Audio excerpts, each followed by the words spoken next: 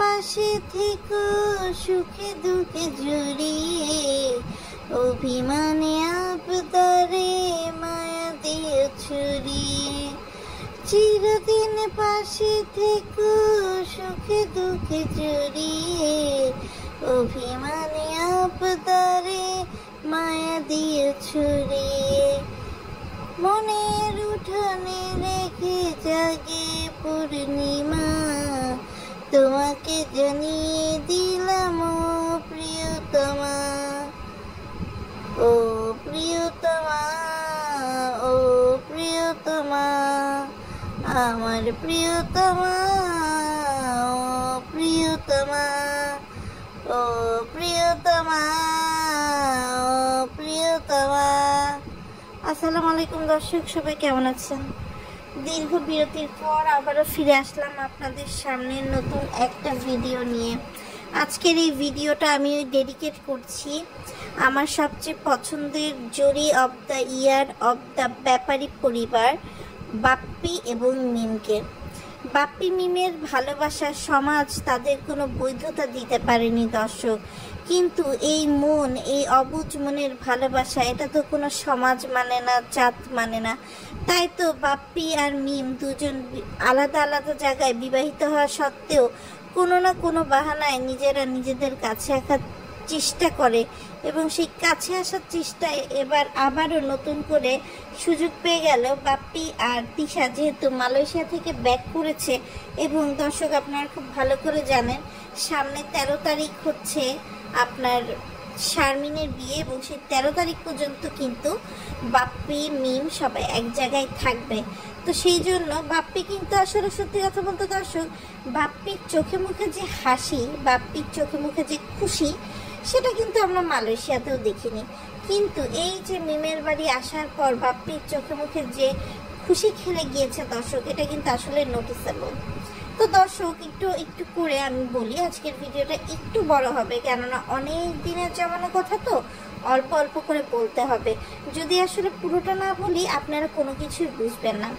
প্রথমে দর্শক আমি বলতে চাই, বাপ্পি তিশা এই যে মালয়েশিয়া থেকে আসলো, মিম ফুল দিয়ে রিসিভ করলো, তারপর মিম রান্না করে খাওয়ালো, বাপ্পি তিশা মিমের জন্য গিফট নিয়ে আসলো, কিন্তু সেই গিফটের ব্যাগে যে আলাদা করা না কারণে তিশার সাথে বাপ্পির একটা মনোমালিন্য হলো। তিশা গাল ফুলিয়ে বসে থাকলো।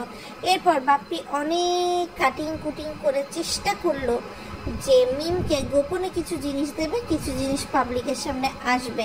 যেমন মিমের জন্য কিন্তু আসলে বিদেশ থেকে ব্যাগ এসেছে, কিন্তু সেটা কিন্তু সাবিনার মতো হই হই রই রই করে দেখানো হয় নাই। কেন হয় নাই জানেন? কেননা এটা দেখাতে গেলে ওদিক দিয়ে শারমিন, খুকি এরা একটা কাগজ বাঁধাতো। তো যাই হোক দর্শক, মিমের জন্য জিনিস আনার পরে বাপ্পি একটা কাপল ওয়াচও এনেছে। আসলে সত্যি কথা বলতে কি, মানে তিশা দেখাতে চেয়েছে যে সে পরিবারের জন্য নিবেদিত প্রাণ, এবং তার যার জন্য যা মনে হয়েছে সে তাই নিয়ে এসেছে। তো এখানে দেখেন দর্শক, একটা কথা না বললেই না, সে একবার মিমের সামনে এভাবে বলছে, আবার পরক্ষণেই যখন সাবিনা এসছে তখন মরিয়ম সাবিনার সামনে সে আবদিয়ার বদনাম করছে যে আবদিয়া অনেক বেশি ডিস্টার্ব করে। সে একটা কালার বক্স নিয়ে আসছে, আবদিয়া সেটা দেখছে, তারপর সেটা ছাড়তে চায় না। আবদিয়া অনেক ঝগড়া করতে পারে, আবদিয়া অনেক রাগ করতে পারে। আবদিয়া তো একটা বলতে গেলে দর্শক অর্ধেক ডুবা পানি, তো এটা আর কি কাকে কি ক্ষতি করবে বলেন? আবদিয়া আসলে নিজে নিজে কনফিউজ হয়ে যায়। বাপ্পিকে সে আব্বু ডাকে, আরিফকে পাপা ডাকে, বাবুকে বাবা ডাকে, আসলে কোনটা যে বাপ আসল এটাই হয়তো আবদিয়া বড় হলে একমাত্র বুঝতে পারবে, তার আগে আসলে বোঝার কোনো চান্স নাই। তো এই দিক দিয়ে দর্শক যেটা হয়েছে যে বাবু আর মিম গিয়েছিল কুষ্টিয়াতে শোরুম ওপেনিং করতে, এবং বাপ্পি এবং তিশা কিন্তু শোরুম ওপেনিং কেন ছিল না সেটা তানজিলা জানিয়েছিল যে প্রত্যেক মাসে ভাড়া টানতে হবে, এবং সেই জন্য সে তার বাবা মার সাথে কথা বলে এই শোরুমটা নিয়েছে। এরকম আরও অনেক নিত্য নতুন ব্লা ব্লা ব্লা ব্লা গল্প আসলে দর্শকদের বুঝাতে চেয়েছে, বাট আসলে এরকম কোনো কিছুই না। তো যখন বাবু মিম গিয়েছিল তখন তারা হচ্ছে বিয়ের কার্ড নিয়ে গিয়েছিল, কিন্তু এদিকে বাপ্পি তিশা অথবা আরিফ সাবিনা কেউই কিন্তু বিয়ের কার্ড পায় নাই। তো এটা কিন্তু এখন আসলে তাদের একটা আলোচ্য বিষয় যে সামনে বিয়ে, কেন বিয়ের কার্ড পায় নাই। তো যেটা হয়েছে যে বাবু আর মিম নিজ দায়িত্বে হচ্ছে দর্শক বিয়ের কার্ড বিতরণ করছে। দর্শক যেটা হয়েছে যে এভাবে আপনার এখন তারা নতুন কন্ট্রোভার্সি করছে যে কেন তোমরা ছোট হয়ে দিবা, এটা তো কাকির দেওয়ার কথা। তো যাই হোক দর্শক, এখন 13 তারিখ বিয়ে হচ্ছে মিমদের বাড়ির ছাদে। আর অভ্যর্থনায় নাকি হচ্ছে আপনার কে কে আছে আমি একটু বলি দর্শক। সারাফাত, শারিফা, আবদিয়া, আবু তালহা, মরিয়ম, তানজিলা, তাবিয়া। তো দর্শক আমার মনে একটা প্রশ্ন জাগছে, সেটা হচ্ছে আবু তালহা আসলে তানহার নাম নাই কেন? মানে তানহা কি আসলে খুকির নিজের মেয়ে না, নাকি তানহা আসলে মিজানের মেয়ে না? তানহা খুকির আগের ঘরের মেয়ে। তানজিলা যেমন বাপ্পির পরিবারের সকল অনুষ্ঠান থেকে কিভাবে বাদ করতো, তানহাও হয়তো বা সেভাবে বাদ করেছে। নাকি তানহাকে আবার খুকি নতুন কোনো কাজের বাসায় কাজ দিয়েছে, যে কারণে তানহা বিয়েতে উপস্থিত থাকতে পারবে না, কেননা মালিক পক্ষ তাকে ছুটি দেবে না। বিষয়টা কিন্তু জানানোর জন্যই আমার এই ব্লগটা আপনাদেরকে জানিয়ে দিব দর্শক। এই ভিডিওর শেষে চোখ রাখুন আমাদের এই ভিডিওতে, দেখতে থাকুন, এনজয় করতে থাকুন। ভালো লাগলে লাইক কমেন্ট দিন, শেয়ার করে দিন আপনার পছন্দের প্ল্যাটফর্মে। তো দর্শক এদিকে কিন্তু মানে সাবিনা যে লোভী স্ত্রী আপনারা জানেন, সে দেখতেছে মিম হাত ভরা জিনিসপত্র পাইতেছে, এখন সে তো মনে মনে পায়তারা করতেছে যে কেমনে যাব। মরিয়ম তো আবার হাত ভেঙে ফেলে তার একেবারে পথের কাটা বাড়াই দিছে। আসলে মরিয়মের কোনো হাত টাত ভাঙেনি, এগুলো নিত্য নতুন টিকটকে একটু ভিউ পাওয়ার আশায় হাতে প্লাস্টার জড়ার নাটক করতেছে।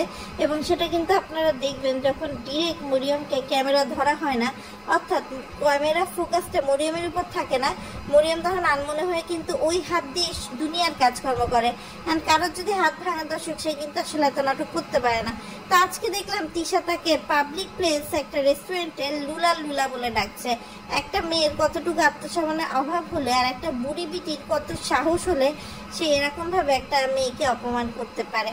তো যাই হোক দর্শক, মরিয়মের মা তার ভিডিওতে বলেছে সে নাকি যখনই হাসতে ভুলে যায় তখনই সে নাকি মানে ঢাকায় চলে আসে এবং তিনজন মিলে একত্রিত হয়। আসলে মরিয়মের মার জন্য যথেষ্ট পরিমাণ জিনিসপত্র তিশা নিয়ে এসছে, কিন্তু তারপরও হচ্ছে তার একটা আশা ছিল যে তার মেয়ে মান্নাতকে দেখে হয়তো বা কোনো গোল্ডের কোনো কিছু দিবে। কিন্তু বাপ্পি তিশা তো অলরেডি একটা মানে স্ট্রলার দিয়েছে, এরপরে তো আর কিছু তারা দেবে না দর্শক, তাই না? বলেন কতবার আর দেয়া যায়? আর এদিকে বাপ্পি মানে এত খুশি হয়েছে জিনিসপত্র দিয়ে, সে কাঠ চিপায় যে বসবে, কার সাথে যে চ্যাপটা চিপটি করবে সে জানে না। তো মিম খুব হট কালারের একটা রেড কালারের ড্রেস পরেছে, যেটা পরে মিমকে অনেক হট লাগছে অ্যাজ পার বাপ্পি।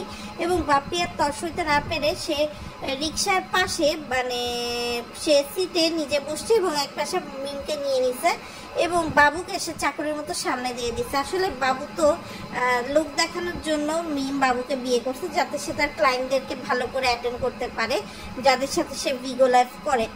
তো দর্শক দেখেন, রিক্সায় উঠে বাপ্পি তো নিজের কন্ট্রোলার ধরে রাখতে পারেনি, সে আর মিম যে পরিমাণ নোংরামি করছে, যে কারণে পুরো রাস্তা জুড়ে ভিডিওটা ধরার তার আর প্রয়োজন মনে করেনি।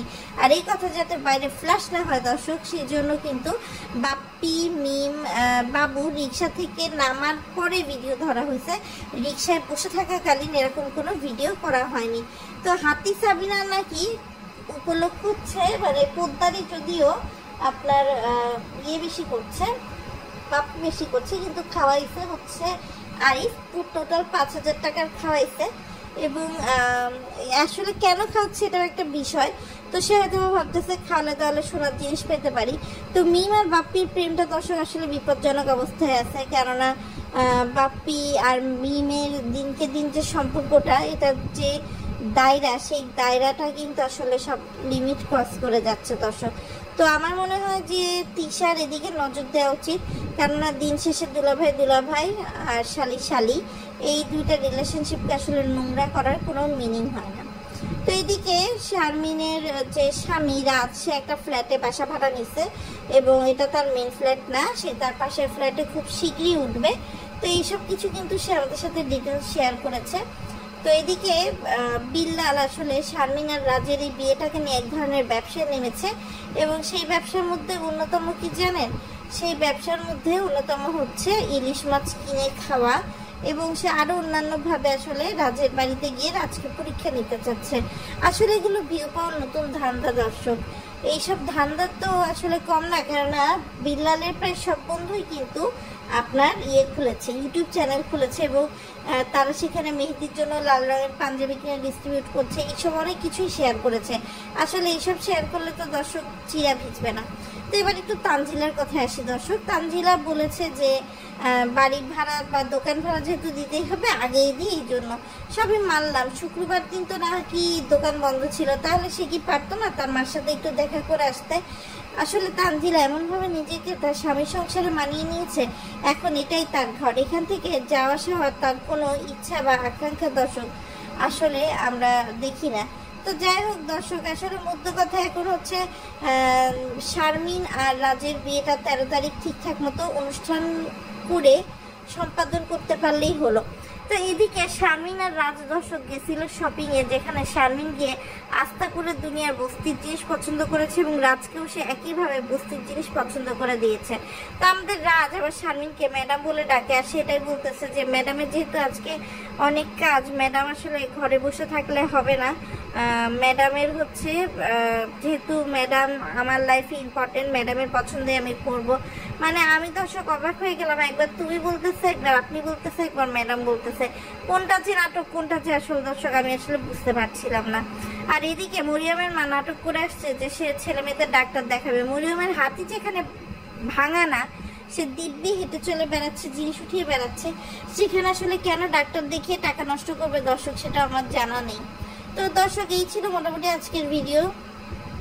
আজকের ভিডিওটা যদি আপনাদের দর্শক ভালো লেগে থাকে তাহলে অবশ্যই চ্যানেলটি সাবস্ক্রাইব করে দিয়ে পাশে থাকবেন, বেল আইকনটি বাজিয়ে দেবেন। তো আজকের মতো বিদায় নিচ্ছি, আল্লাহ হাফেজ।